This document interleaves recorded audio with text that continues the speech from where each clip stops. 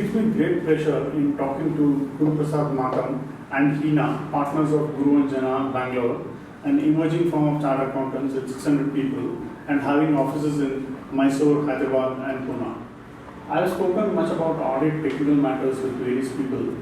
So today I am trying to shift from the technical matters to the practical issues of running an audit practice and what challenges audit firms face in running their practice and what sort of a supportive ecosystem is available to the audit firms. They will definitely benefit from such a system, because at True and Fair we are trying to create such an ecosystem and we want to get a feedback from audit firms in terms of what are the expectations there. So if you could share your views, it will be great. Thank you firstly. Audit is primarily a fulcrum of activities for most accounting firms. Most of the times we get sandwiched between 2-3 things. One sandwich is the quality of the data and the second is the timeline. At one point of time, if I sit back and see what am I doing, am I a compiler or am I auditor, becomes a very big question mark. And that is the time we require help from an outside support, because our only focus is the basis going on. I need to touch the deadline, board meeting is announced, I need to move them. But any firm, however we are structured, we are only structured in the sense that there is an engagement partner, managing partner, but we don't have a Z-axis. A Z-axis which tells, look, your direction is wrong. A Z-axis which tells where you are going will be in trouble. Or a Z-axis which tells, hey boss, you are a compiler. Where are you doing audit? You are accumulating data, preparing the schedules, running past things, taking your representations, but you don't have time to see the audit in the perspective of an auditor. So I think that support system would be very vital. And the second factor which would be important is the support system will give us peace of mind. Right now, when I used to be the helm of audit around 15 years ago or 18 years ago, it used to be a pride. I'm an auditor. There should be a sense of pride. Today, slowly that sense of pride is getting replaced by a sense of fear. So we are trying to ring-fence ourselves, telling that, okay, this is the issue with the regulator, can I ring-fence? And we don't have financial viability, nor technology available with us, nor knowledge available with us. So these three things would be the most difficult task in the next few years, where institute is becoming more serious, peer reviews are becoming difficult, internal quality reviews are becoming difficult, SQCs are becoming difficult. And the way things are going from the financial viability, if it is no longer viable, why to do it? So an external sort of a Z-axis where there is a Drona sitting and telling, boss, you need to do like this is the vital hour of auditing. Your thoughts? Yes, Guru, I agree with that. The major, I think, one of the things which I feel is a challenge is one on the documentation, as you were suggesting that you become a compiler. Second is on the training aspect, because there will be changes, multiple changes in the statute, in every statute. How do we put across everything to the team handling and make them aware, saying that yes, this is somewhere with this is an access, this is where we need to stop, or this is where we need to walk further and do it thoroughly.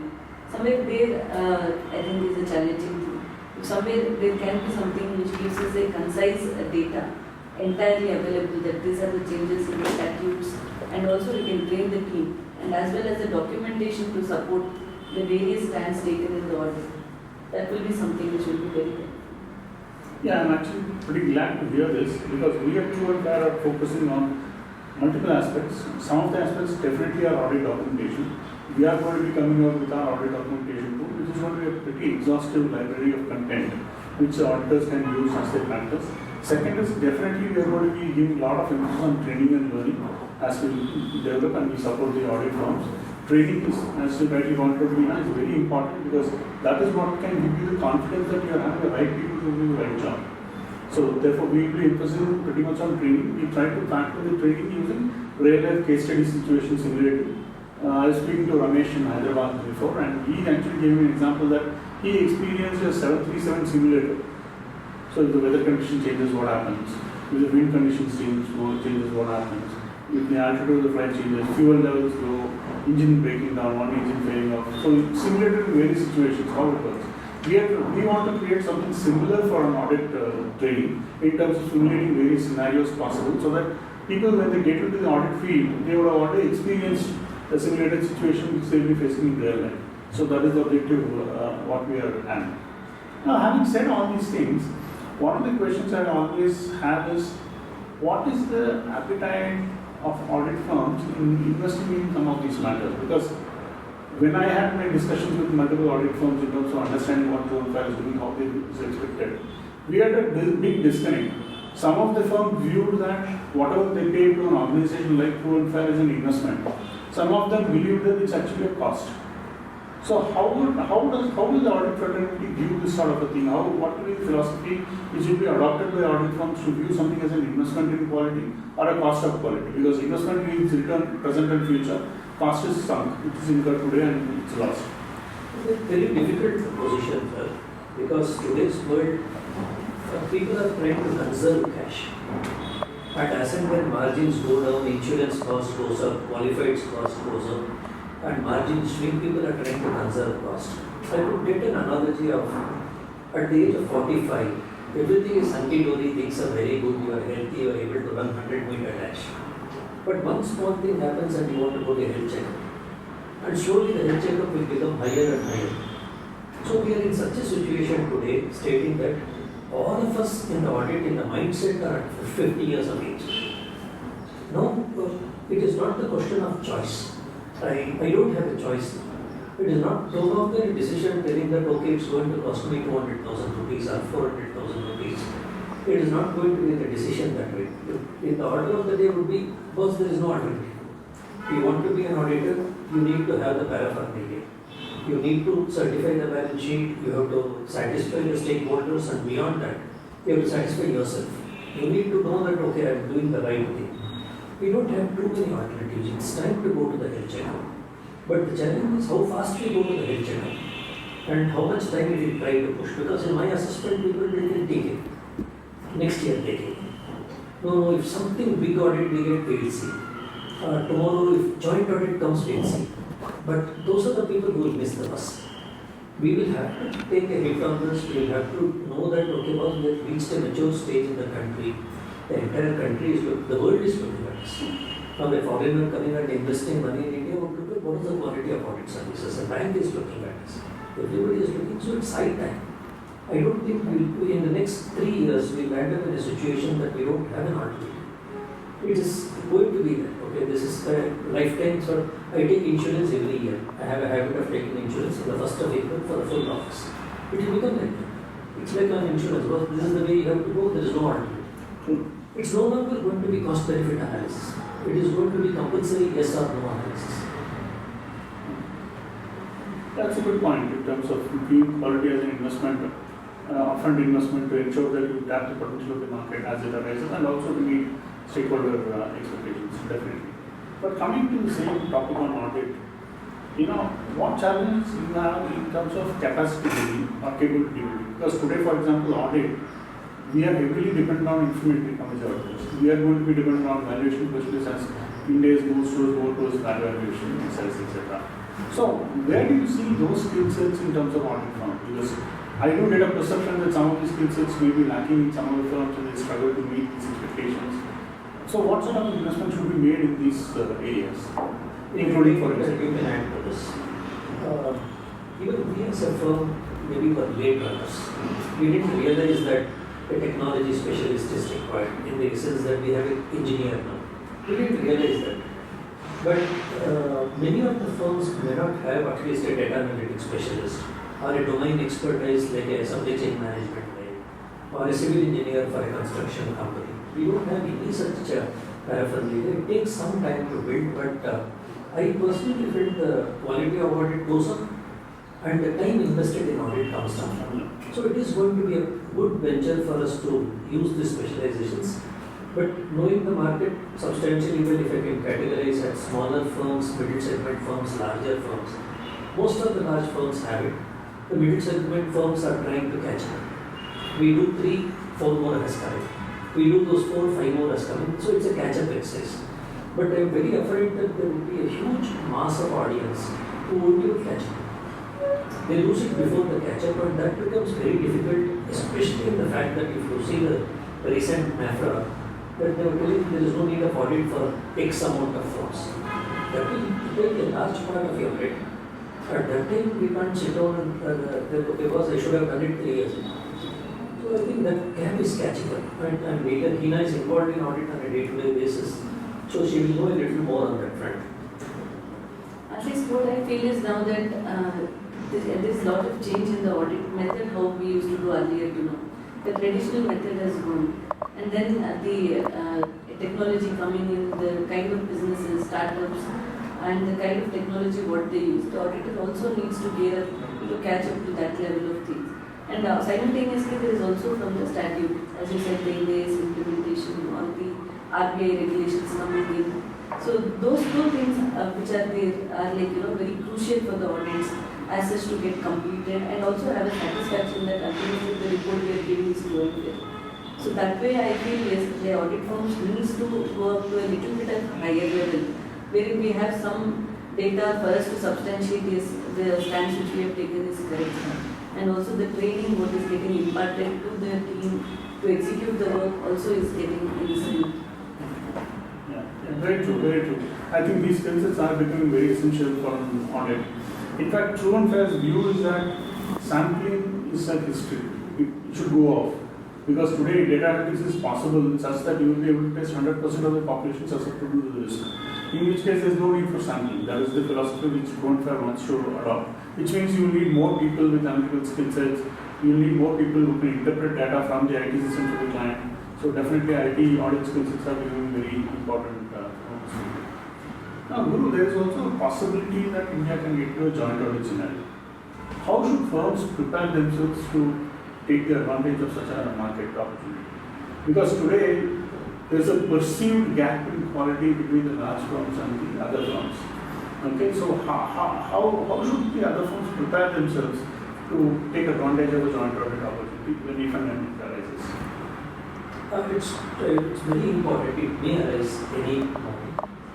And from the skill set point of view, from the knowledge point of view, whether it is the True and Fair view or the Companies Act or the standards or the IFRS, a small firm may possess the knowledge. There is no doubt about it. I have met people in cities like Surat or Bombay or India. Fantastic.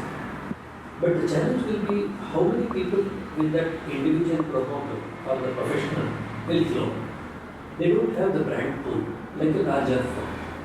So that could be a large competency issue more than the knowledge issue. Maybe I was speaking to somebody in the indoor world. His knowledge on IFRS was astounding. When I went to his office and sat down with him, a small office. And I was amazed that how do you get this level of knowledge of IFRS? Many of our people call him and understand what to do. But in case he has to accept an audit of the global conglomerate like a Reliance Industries or the Adani group of companies, he will not have the bandwidth or infrastructure to do. So that would be a major disparity more than the knowledge.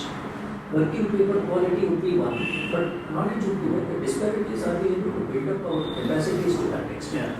But having said that, it's a good scenario to open up because the country is becoming bigger and bigger. What we were in 2015, in 2022, there is no semblance. When I was doing the audit, when I was in Lovelock and Lewis, the large audit used to be 50 crores, very, very large audit. Today, small startups are doing 200 crores. So the scenario has completely changed in the, and how many big four also cannot accommodate if 20,000 audits go to them. How would they manage? So there has to be a skill set built in the other firms, and it would be a good position where firms will work in tandem with each other. Both of them have their own specialty. Big Four has got process, they have knowledge, they have the size, they have the competency to reach that stage. Smaller firms have a niche of knowledge. The promoter is very, very good. He has specialized in many things, but he doesn't have the skill set of building an organization. So it could be a very unique marriage with both of them having good and bad. And Big Four also will have its own bad in the sense of they are not able for it. Everything is a process. It has to go, if a qualification has to go, it has to go in a ring around. It goes around 5 tables and then it has to get into things. And that is creating a time lag also. So, but a smaller firm is making it dance faster. Elephants can dance. So there are advantages, disadvantages, but it depends on the fact that how the smaller firms will build up their competency and how the Big Four and smaller firms will marry together and do it together. It would be a disaster if they tell, okay, I'll do this area, you do this area. We'll have to work as a team, that only will make an effect. Yeah. So coming to this capacity, my next question was this. True and Fair as an organization is conceiving a concept that it can try to inculcate the concept of networking amongst the CA firms. It wants to mentor a network of CA firms who can then share resources. They have common processes which True and Fair will provide, common technologies, common training platforms which True and Fair can then provide. But as a network, you will carry a better muscle to compete in the marketplace. Because if I go to the market and say I have 4 partners, and if I go to the market and say I have 40 partners, it makes a huge difference, and including the geographic presence.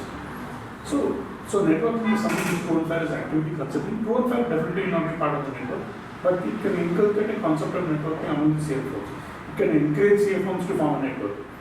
Now, networking has got mixed reactions. We believe it's True and Fair being a very, very positive thing, and it's a fantastic initiative of the institute. But why is it not really being successful in the marketplace actually? I don't see, today we talk network, we talk about Big 4 network. They are international network. Why don't we have a strong domestic network? What is stopping from having a strong domestic network? So fortunately, more than the other questions, this is more comfortable for me because it's playground for me. When the networking guidelines started in 2006, I was the first to run around and try to create a network called BadCatch. Even today, BadCatch is the country's first registered network. We did get a lot of benefit out of that. There is no doubt of it. But the question the networks will have to answer is, am I willing to wait for the fruits to mature? Most of the networks are looking at, okay, I am investing 100 today. I need to get back 110 in 1 year. That waiting period is what we need to learn. The moment we learn the waiting period, I think that would happen, and it's happening slowly. There are many firms who are networking, of course, with the recent issue with the international firm network. Many of us have come out of the international firm network. We are also a part of an international network called HLB, so we have moved up. But if the institute gets the new guidelines, and the international network would be one thing which gets that brand binding together, like what of the Big 4s are. So in case if the networks can get the brand, if you could look at one network which I was looking at called Makam, that's a network which is doing fairly well. They're concentrating on the brand. Maybe once the brand pull comes, people will gravitate to it. Right now it's only a relationship pull. The relationship pull should get translated to a brand pull. And then people will tell, okay, as a brand we are valued. I can now pitch for Ponch, I can now pitch for Siemens. I no longer have to pitch for a smaller company with 100 crores turnover. Once that brand pull comes and people are able to invest on the network like all the international players, if you look at Mazars or HLB or any of the Big 4, VDO, GT, there's a huge pull about the network is the brand. There's no other infrastructure around. Yes, we can get that identity done. Yeah. I've been speaking to one Bombay-based set of chartered accountants. I think they're in the right path. Somebody like that will evolve, but maybe the larger cities would be the brand pull. We are True and Fair. What we want to do is, we want to support a network, and we want to create True and Fair as a very strong brand. And we are trying to find a way how this network can use the brand of True and Fair in their audit bid in the marketplace. So that is what we are trying to use. We work with legal people to see how we can fall within the compliance now from the Institute of Chartered Accountants of India and meeting this separately. Therefore, when you said brand, True and Fair aspires to be a brand which can support global firms, form a network, bind together and compete in the marketplace. They don't need to have a separate brand. They can leverage on the brand of True and Fair because our objective is very social. We want to create a very, very strong network of CA firms in India. We want India to be a strong, dominant player in the audit reporting ecosystem in the world, not just India. That is a desire which we have. So thank you, Guru, thank you, Heena, for your time. I think this was a very, very fantastic discussion. Some perspectives of the audit firms I'm getting together to see how I can implement them as part of the True and Fair policies and practices. Thank you, really. Thank you very much. Thank you.